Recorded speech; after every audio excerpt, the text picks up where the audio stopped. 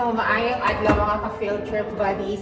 Karon, welcome sa amo ang podcast style na vlog. Tambayan siya pero feels brainy gihapon. So karong adlaw amo ang balikan ng amo ang educational yet wild na experience sa Copper Carmen Corporation ang sa Tuburan 360 Coffee Farm. So, din nila throwback experience guys, no? But, magstorya ta sa TQM. Be sure ba na to ang quality sa ilang mining o sa ilang coffee production? O wala pa mo kailan sa TQM, basically, mo na siya ang total quality management. So, mo na ang sekreto sa mga businesses, why nga hindi sila mag-stay lang sa pwedeng na mindset, dapat best quality jud. So, para makaprovide ka nila og mas enough of information, ato pangutanon si Madam Bertol. Total Quality Management (TQM) is a management approach that promotes continuous improvement, customer satisfaction, and teamwork. It focuses on quality in all areas of an organization through efficient process and data-driven decision. TQM helps in eliminate defects, reduce waste, enhance overall performance for long-term success. Example, sa Carbon Copper, kinahanglan nga safe o efficient ang ilang operations. And also sa Tuburan Coffee Farm, kinahanglan nga consistent ang lamig o safe ilang farming. Mga na guys, kung naamoy business, ayaw lang sige shortcut. Now, throwback ta sa atong pinakalingaw o pinakakapoy na cheap. Let's go!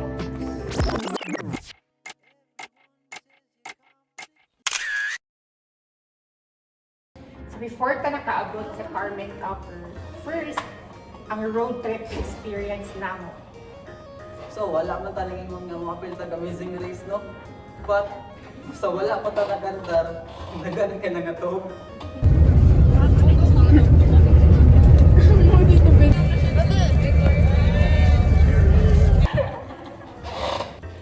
Ang pinakakatag katong naidaghan ng CR pero walay stopover.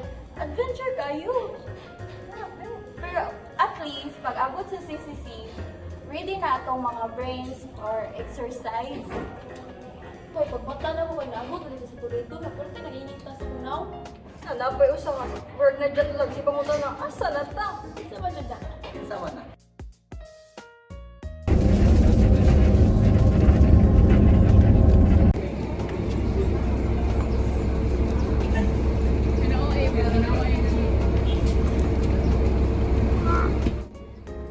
Okay guys, before anything else, karoon sa namudaan, wala mi nakaadto sa actual mining site. Pero guys, grabe gihapon among na-learn sa ilahang museum.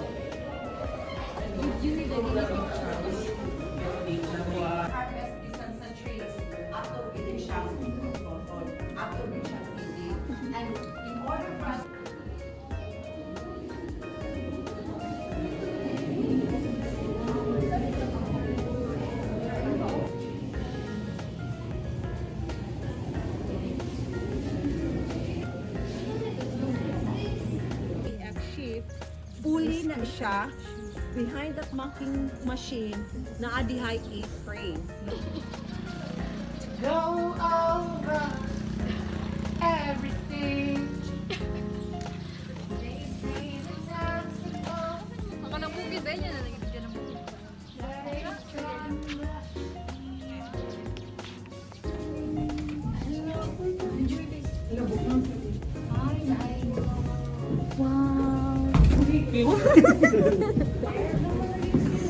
Sige, let's hurry up para at least malungan na mo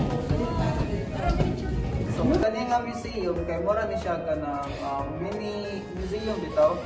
And then, na dito, i-explain dito sa mini museum nila, kung saan nila pagkuha sa copper, and then i-process nila, and then ang finished product, and then asagin ka ng copper. And then, overall, ang mining nila, ato ko na-amaze, like, nindot kayo ilang mining, but so far, nindot ra mo sa itong experience ito, no? Kamo, sa kuan niyo, masulti. Nice. Ano siya, kung mas yan, o ta, nakabisit ka sa ilang operation, but kasi gatoo mo nga, boring ang mga kuan, basic, dili kay, ang utok ato kay, grabe na yung information, marami ka exact. Yeah, tinuod jud. Pero ako lang balik ko no kay despite bitaw nga wala naka-visit sa actual mining site nila, ang ilang provider mo sa iyo manggod kay murag gisummarize tanan pwedeng mahitabo actual mahitabo dito sa ilahang site pa, which is from the very start sa ang pag-process sa katong ilahang copper concentrate para mahimong katong or from ore di ay to copper concentrate to mahimong copper concentrate nila, which is a fun fact di ay guys kay ang ilahang sa copper site nila dili sila mag-make sa actual copper nga product, ang ila kay ilang ibaligya ang ilahang copper concentrate, and from their copper concentrate palito na siya sila from clients, which is ang giingon sa ilahang I believe si Rico to. I believe si Rico to niya na siya at least 90% sa ilang clients are coming from sa East Asia, from China, and ano. So amazing lang siya niya. Insert lang ang mga clips regarding sa ilang more information about them. Our raw material is copper ore. Okay? And our main product is copper concentrate. Later on, you will be able to see a sample of copper ore and a copper concentrate once we will going to reach the copper science gallery. Alright? So, now, from the run of mines, when I say run of mines, katong gikan sa minahan, sa carbon pit, no? Na nakakuha tag copper ore, ang halpak, ikarga to siya, ipada dito sa primary crusher. Na may primary crusher kaya ang ato mag-whole process ani mo ni siya ang mga equipment na igamit dito. If we were going to see it in, parang kuan siya mo very technical. So I'm just going to explain it to you in layman's terms. Very simple ra kay siya daw. Complicated kita naon ang diagram, but simple ra gid ni siya. First, what we do with the rock is amo na siyang i-crush. There are specific sizes of the rocks na kailangan siya dugmukon. Dugmukon siya, hantod magkagamay, no? From this rock, from this kanang rock, magkagamay, hantod once mo abot na siya sa specified nga size sa iyang rock, o niya, mahimo na yun siya, mapulpog pag yun na siya maayo. Ang next major process is the collection stage. So, crushing, no, gi-crush na to siya, then gi-collect dayon na to siya. Gi-collect na to siya with the use of reagents through the flotation process, no? Ang sinimahitabo sa flotation process, gi-collect na to, butangan siya reagents na itong mga technical personnel, and then making sure na po na sa timpla, no? Timpla po na nila, making sure nga once mubuwa na to siya, ang katong mga copper mo pilit sa buwa. And then ang katong wala ni pilit, makonsider na to siya as waste na to siya. No? So muna siya ang pag-collect sa copper. Ng paumon, there are filter press. I-press siya maayo, no? Naman na siya copper. Napod na ito yung area ng copper thickener nga ato dito magtapok dayon. Ugon dayon na sila na i-filter press until mo gawas ang copper concentrate. This is our final product. This is our main product, the copper concentrate. How does the company Atlas Mining or Carmen Copper Mining ensure that the mined copper meets quality standards? Okay, actually, we have actually the purest copper concentrate na ang ship, and it has actually 0.36% copper. Puro siya, and we can also compete with international market. It is because the copper concentrate that we have has content of silver. So that is why confidently, and we have that resources in here, minerals in here, and of course, we have technical personnel also making sure that we really meet the standards sa mga copper na among produce. Copper concentrate, not copper, because it is not yet copper, ha? Diba? If you were going to think about copper, it's colored, mga siguro brown, mga nana. Or sa kuan, it's still the concentrated one. It's a black powder. Later on, you'll be able to see. Thank you. The next question, how do you minimize defects or impurities in the refining process? Impurities in the refining process. So as mentioned, there are some reagents. These reagents that are being used in the process we also make sure it's not harmless. I mean, it's harmless. It's not harmful to the environment.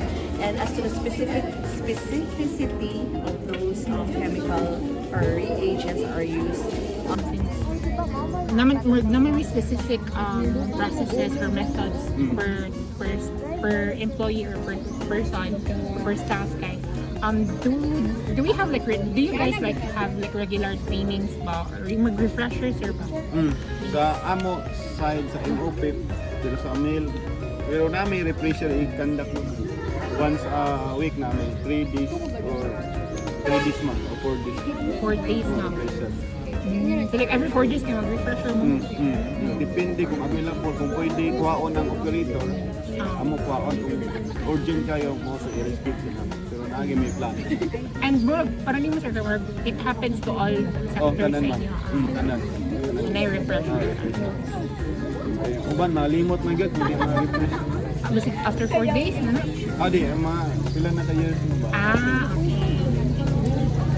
Ang kanayang process this kay okay na yung So, talk na lang mo kung sa process. based sa mga past experience na Murag na-provide na mag paspas naman sa unang linya.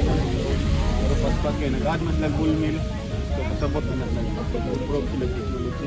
What do you mean by ni paspas or more production? Production ba? Production na rin sila mo. Saan pa sila mga ngita sila technology. Tapos magpasok sila production. Grabe kaya mong respeto sa mga engineers kaya gigamit yun nila ang TQM in a lot of aspects like safety, environment, profit, o sa daghan pa.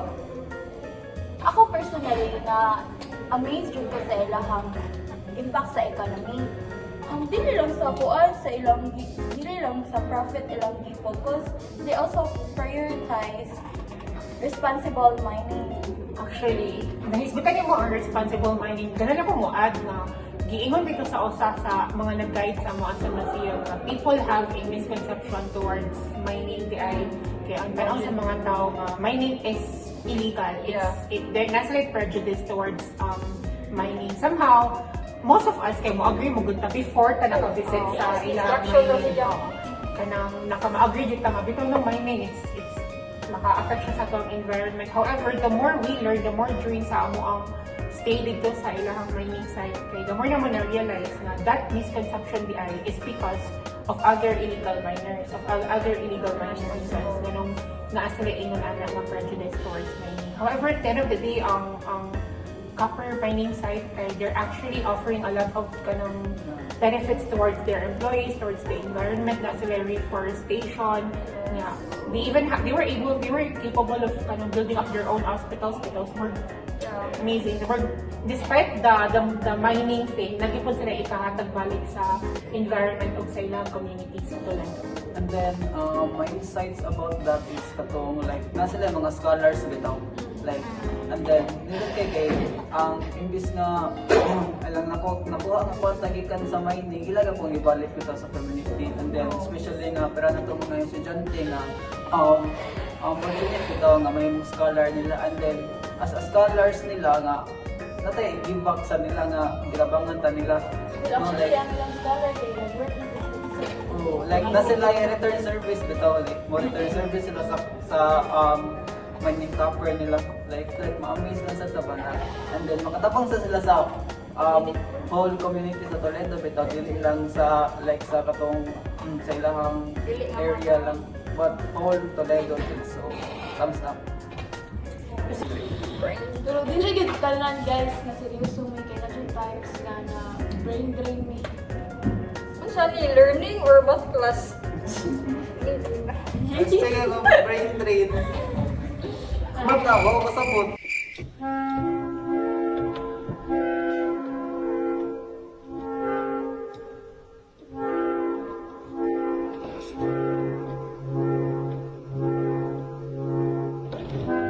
Mag-brain drain ka. Sila parang mag-brain drain ka kaya ilang wall pa lang ilang history dito ka. Kaya kinano ba ito sa history? Kung basahon ka nimo tanan ma-amaze ka pero mao imong brain. Tiroon. So na lipok pa ka sa biyahe, malipok pa jud mabasa. Mabasa ato. Samot si Miko kay At least kay Volta na hindi lang sila kuha o minerals. Nasa like programs para sa environmental rehabilitation, community development. Typical guys, imagine this, kung walay TQM, maguba ang environment, delikado ang trabaho, o lastly, walay klaro ilang tag-manage sa ilang copper resources. So, moral lesson na dili lang what na kwarta, no? Dili lang negosyo-negosyo, but mag-impact sad sila, and then dapat na high quality assurance, no? Like, istorya pa TQM, so na high quality assurance, di ba?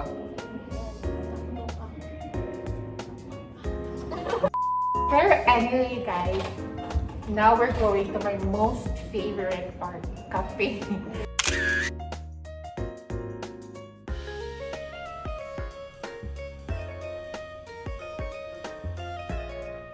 Ni-shift ta sa coffee mode. Pero guys, grabe, abdalag padulong tuburan. Is my anxiety.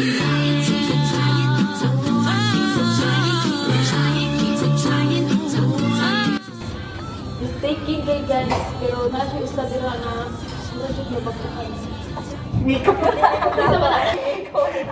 Ako masabot, gamay na dyan liko ato, pero kahit magkadako eh. Lesson learned.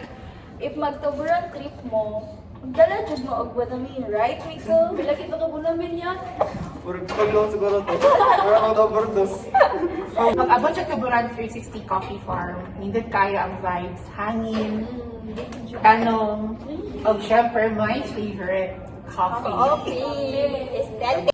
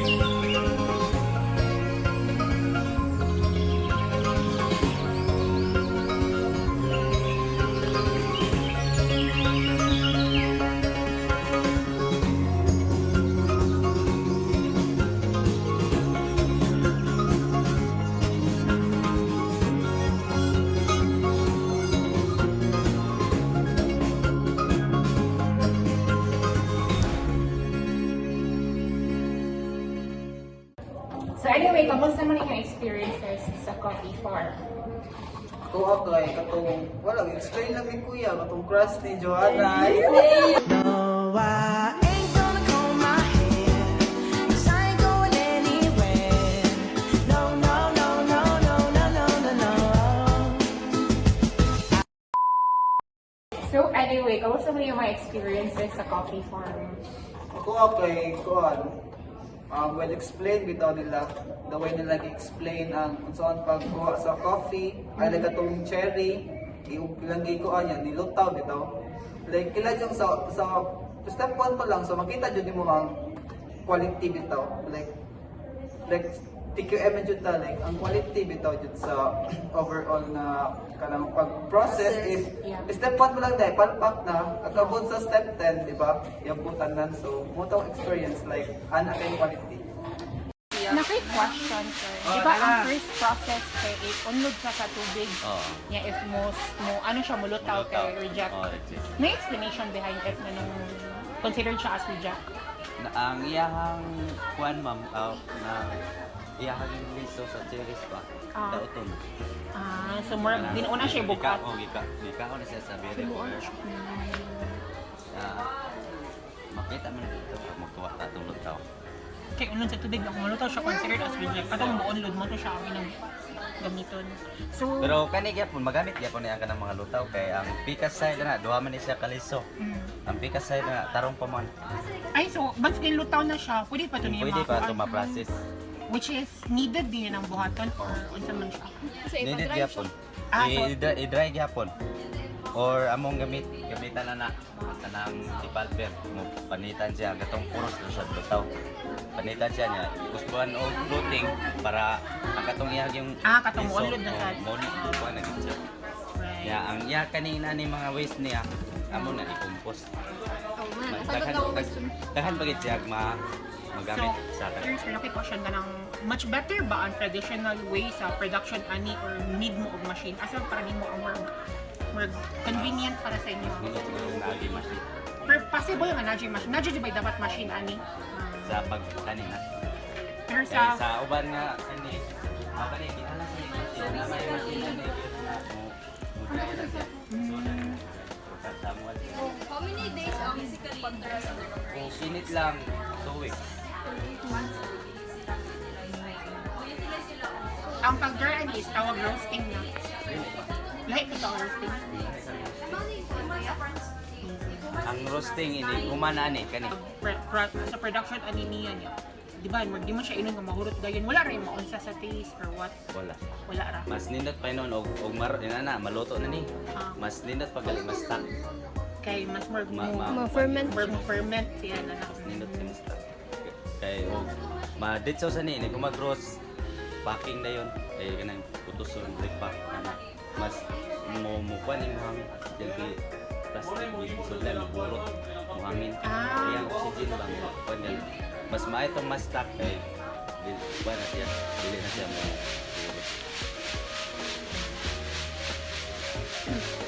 So from parang first did nga process until the end, like how many kanang nga product konti na maabot? Okay, since na pa may other process like 2 weeks na.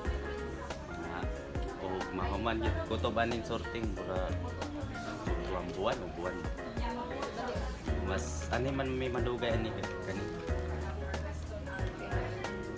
manual mga wala may machine manual ang pili pili. Eh, from that? Nga ingon lang ni ninyo? o kanang iinit uga ni Ah. panitan atong machine na kato mo separate iyang skin kani Mo separate lang pero pilianan o pilianan pag kani sir kay mo man ni for example mo ni mo line of work every day kanang na ba may mga trainings or refresher na amo ana? Watin may seminar na kaning among nakatunan among nakuan na trabaho dire nakatunan sa namo sa seminar. Seminar mi sa among amo. Mo siya livelihood diri sa Or more once na siya nga seminar. Yung padayon Mo padayon. Parang mas ma-appreciate niyo ba kay organic bito ang pag-production niya so parang worth it siya sa price. Like, worth it siya sa price niya. Ang Kay kanang gong Nescafe. Gamay ra mo kay nang kape anak.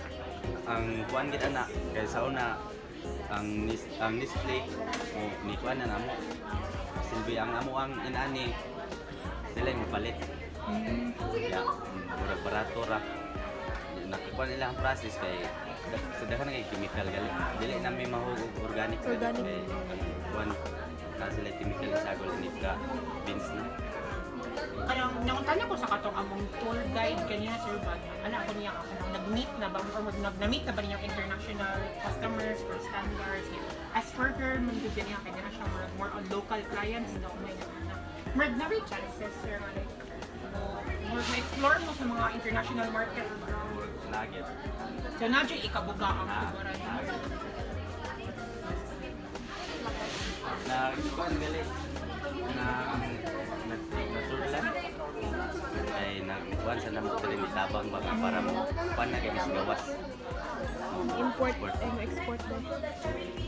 naka-amazing pa jud niya kay ang mga communities bitaw pero mga balay-balay na diri ba pwede mo sila mag-farm og ilaha nila ibaligya diri Makita sa mga mukha ng grabe sa ang process ba. Lagi sila kuan yun. Focus din sila sa haliti ganyan kay nakapilaw sila sa kape guys. Sporting kape. Alam mo din kayo guys. Pero ay, higop siya sa kape nila. Ingon daw siya nga magkalimawa daw siya sa kape. Pre-taste pala lang yan. Ako mas credit sa ilang whole process, sa ilang pag-harvest to pag-process sa ilang coffee. It's very meticulous. Meticulous yung kayo sila kayo. Hindi to si Kuya nga itong di-interview nga traditional ang ilang way sa pagbuhat sa ilang coffee. Pero somehow, ang quality sa ilang coffee kayo, di ba ito siya di siya ma-judge kay murag makita dyan yung more mataste yun yung ang iyang quality from it ba. So mato amaze tayo ko kay from the moment sa pag-pick sa ilang cherry na nasa like certain standards na ilang buhaton, ito sa pagpainit, sa pagpa-dry, sa pagpili, until sa pag-grind niya, o katong iyang pag-peel sa iyong tanit. Grabe, katong pag-ana-anak pa lang, murag na naka-experience sa during ana-ana, di ba? Ikaw? Yes. So katong palang daan, murag makaingon siya ka nga, walay machine, walay tabag sa machine ang mo. Walay machine nga mo tabang nila ato kay manumano siya. So, murag Manual jud ko ana-ana. So, murag ano siya ba? Murag makaingon siya ka nga amazing kanang pang world standard siya despite the fact na local coffee farmer. In conclusion, overall, ang TQM sa Copper Carmen Corporation ang sa Tuburan 360 Coffee Farm, ang ilahang TQM, it means number 1, quality, second, safety, ug ethical practices. Imo naman siyang ma-prove daan sa mga clips nga mo gipakita nimo when we interview them nga mo jud ang pinaka-basis nila when it comes to total quality management. O syempre, ang pinaka-importante di ay, ayaw kalimti, ang ato ang Bonamine, 3 times a day. O ang inyong pagtikang sa coffee farm, syempre patikay ito dance. Ma? So anyway guys, ano ko i-share, nasa object ni sa coffee farm, pero at least na ang navigator ni Juwala nga nitawag na mo. Next time, mga ka-field trip! Bye-bye! Okay na to.